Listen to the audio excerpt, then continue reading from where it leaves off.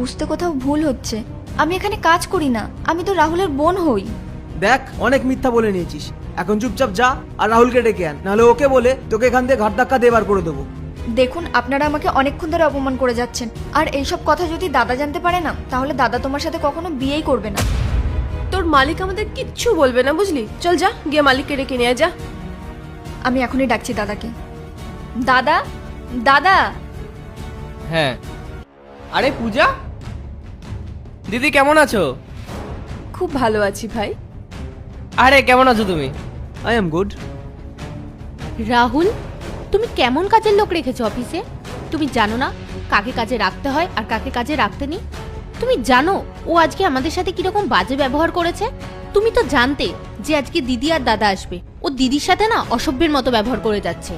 এত বড় সাহস ওর! আগে তুমি ভদ্রভাবে কথা বলো, ও আমার বোন, কাজের লোক না।